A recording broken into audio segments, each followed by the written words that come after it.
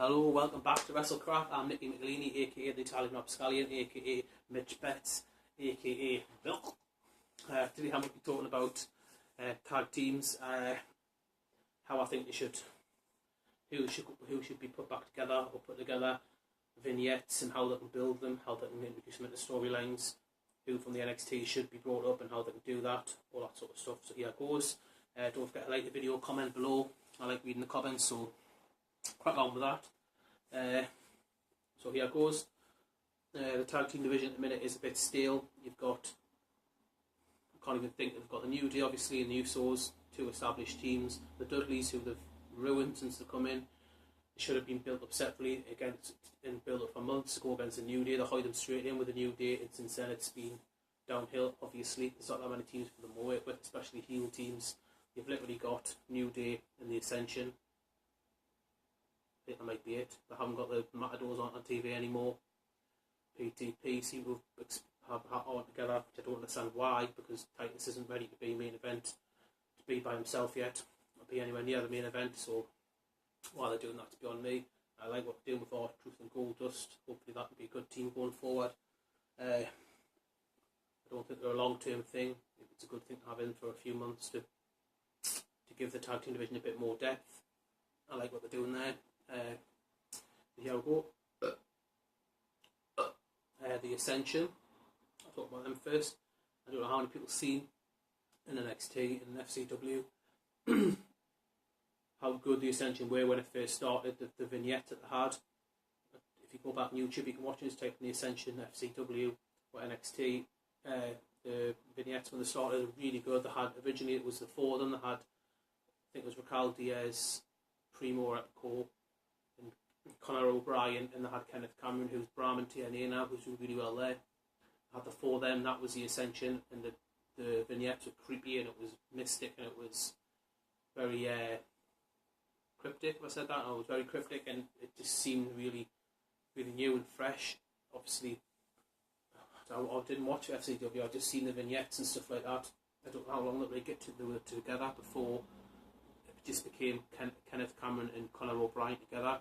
When NXT started in UK on the TV, it was just them two together, and the vignettes just them two. After that were really good, and it was them two standing on rooftops, and it was very Batman-esque, and it was really, really good to see how like gradually came down from that to where they are now, with Rick Victor obviously replacing Kenneth Cameron because of Kenneth Cameron getting fired, and with Conor O'Brien, where they are now with the face and with the face paint and the red shit on them. They just look crap compared to what there was. They should take them off TV, repackage them, bring them in as they were meant to be originally. Kick on from there. They were like that in NXT, but gradually, step by step, they did become morph into what they are today, and they need to just scrap that completely, go back to the start and have it as it was then. I think that would get over. It would just give them more credibility. I think that's what they should do with the Ascension. Moving on to the next tag team, Social Outcasts. I didn't mention them earlier when I was talking about tag teams. I did certainly mind because they're not really a tag team, there's four of them. I think they could don't separate the group, but have them as two tag teams together in a group. I think you should have Axel and Bo together, and Rose and Slater. You can see the chemistry between them two. Rose and Slater's there. Slater is Rose's groupie type of thing, other way around. Rose is Slater's groupie, and Bo and Axel as two third generation guys or second generation guys. Their chemistry works together better. I think they should have more vignettes on them backs to keep them off TV for a month, have them go around filming things, just whatever they're doing. It could be just them going to restaurants, it could be them going out on the street and drum up support, and just vignettes just to show them personalities and get them all the individual personalities to gel together a bit better. What I would do personally would be what I talked about a month ago or something with Curtis Axel, and redo the Mr. Perfect vignettes. You could have, for example, the basketball one where he throws the basketball off his head. You could have him doing that with Bo Dallas by his side. So the 2 and 2. So he's sort of with Bo Dallas, but we are with the other two. Bo Dallas is telling him to Bo leave. He throws it behind his head. Bo Dallas just being a positive thing. Axel throws it. You have Rose hoisting up Slater to put the ball in the net. Bo thinks it's the power of positivity that's done it, and Axel think it's because he's perfect. Slater and Rose are doing the legwork for that. Keep doing them promos with that. It builds up the individual personalities. It'll be hilarious to watch, doing all the different ones, whether it's the hole-in-one or the I kind of think about the swimming one, all the ones that he done, the pool race, hitting all the balls in, all the vignettes that he done. Just revisit all of them with the social outcasts and get them over massively. It'll be really entertaining to see, and they've got the perfect blend of characters now to do that. I would love to see that. It would give them a bit more credibility as well, instead of going out and just jobbing every week if they were off TV for a bit. Next tag team, I know they're both injured at the minute, but Cesaro and Kid, when they are both fit, I wouldn't bring Cesaro back until Kid was fit, or vice versa. Or bring them back, and I would hype them up with videos with other wrestlers or fans or anybody giving the opinion on them and seeing how good they are. So when they do come back, they feel like big superstars and not just a team that's been thrown together, which they do sometimes feel like. The chemistry is getting better every time they were together before they got injured. You can see on Total Divas how good friends, how much of a bond they've built together, and they are best friends.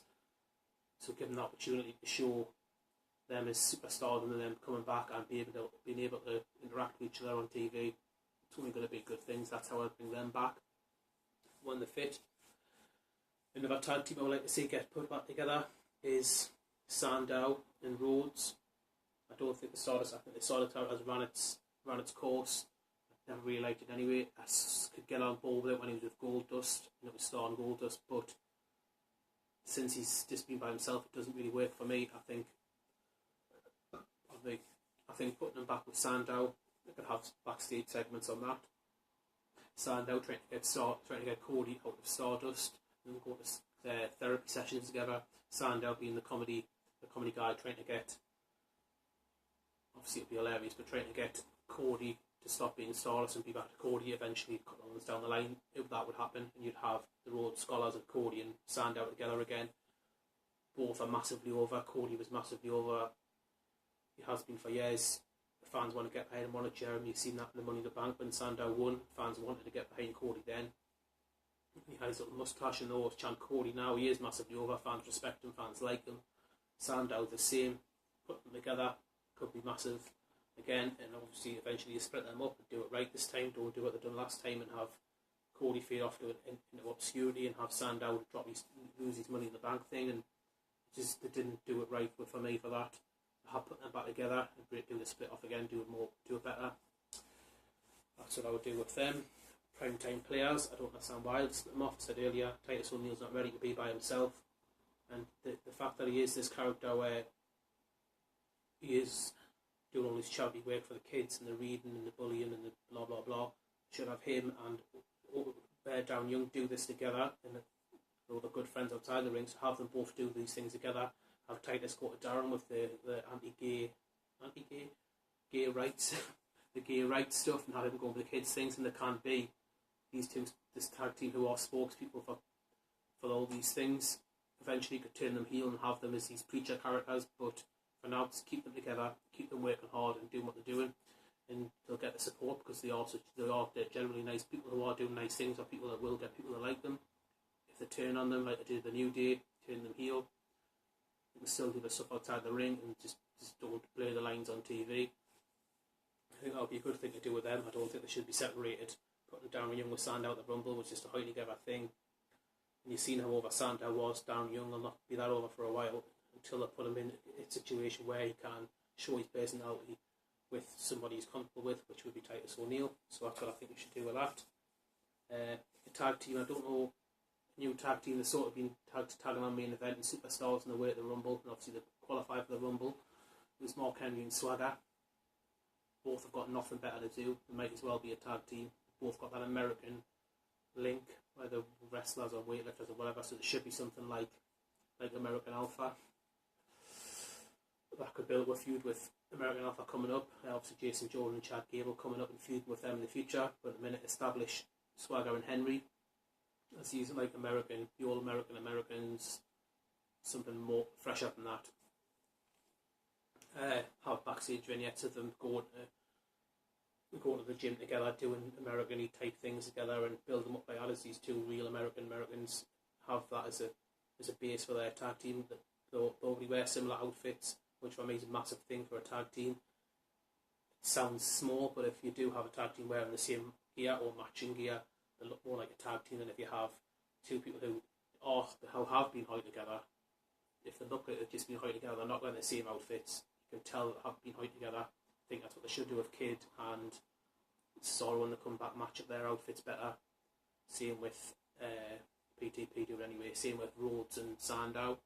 Whether it's I don't wear exactly the same thing, but if it's the same colours scheme together, it works perfectly. So I think they should do that with who was I talking about? Swagger and Henry.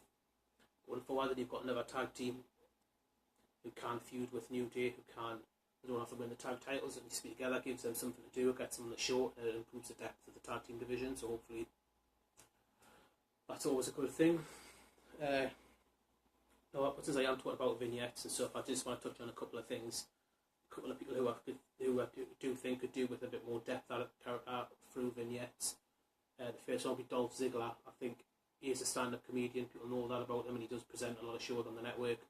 I think they should show more vignettes of him doing, not his comedy as such, but doing more comedic things backstage, or just more vignettes of him, or more promos with him doing his comedy stick, because his character is very, very one-dimensional at the minute. He says, I want to show off, I'm going to steal the show, blah, blah, blah. But he has got the other side of his personality. You see on Total Divas, you see when he's doing his stand-up comedy. Then he should integrate that into his character on TV, and that would get him over more. So I think that's what they should do with Ziggler. Ryback is similarly one-dimensional. I know he does the secret stuff for the positive thinking and all that. Maybe show more of that side to him. Maybe show him in the gym. Maybe show him eating more. And that builds up his feed me more shit and all that. I've seen that he's going to have wearing black tights going forward. I think that's a big mistake. He's got his unique look and he looks good. He looks good in that leotard, not in a gay way, just from a visual standpoint. He stands out. He looks more like a wrestler in his black trunks. He could just be any old bodybuilder dude. He looks more like Goldberg, which is never a good thing for someone who's had that stigma with him. So I would show vignettes on him and his character. And that's basic, simple things to do, but doing that, it gives people more depth in character, it gives more people the reasons to get involved in the character, and it'll push him up the card. Tyler Breeze is another one. You don't really know anything about him. He come in, he was a model, especially at the minute where they've got the Zoolander thing. Zoolander's the big movie that's out at the minute with about male models. He is a male model in the thingy, but they haven't even touched on that and haven't made that connection with that. They should. His character is really good in NXT. They should have him showing him backstage on like fake fashion shoots or whatever it is, on the catwalk, things like that, where you do get involved in his character. You do see that he's a model, because I don't even know if they've touched on that he's a model or that just he thinks he's a model. That's what they should do with him. It gives more depth to his character again. It's basic simple things, but the creative doesn't do it. Whatever the reason is, I don't know. But that's what they should do, even if they've got to do this on SmackDown until they get more established and introduce some raw elements of that. I've heard someone talk about it on a podcast the other week about having SmackDown more exclusive. That's what I think they should do. If they can't afford to give them time on Raw, give it on SmackDown. For Tyler Breeze, for your Rybacks, your Zigglers, that type of thing. And I think going forward, you should definitely be doing that when they bring up NXT guys, having more promos. Hiring Sami Zayn on there for the US title Open Challenge is fair enough, but if you are going to bring someone up like a Tyler Breeze, do have intro vignettes to show people their character, especially people who haven't got a gimmick per se, like Apollo Crews, like a Sami Zayn, like Samoa Joe. Just show what they've done in the independents and show who they are as a character before they come on the main roster, so people can get invested, so they're not just coming on the main roster and people don't know who they are, so they don't care. See Tyler Breeze. I think you could do excellent ones as well, especially the guys with characters and gimmicks like the Road Villains, Enzo and Kaz, Ty Dillinger, Finn Balor especially. I think vignettes for them would be absolutely cracking, and I can't wait to see what happens with that. Probably after WrestleMania now, but yeah, that's pretty much it for this week. Write your comments below, see if you like my ideas. If you've got any ideas of your own, I'll probably talk about them next time I talk about the tag teams and vignettes and stuff like that. So like the comment, subscribe, comment below. I've said that twice. That's it. I'll see you next time. Peace.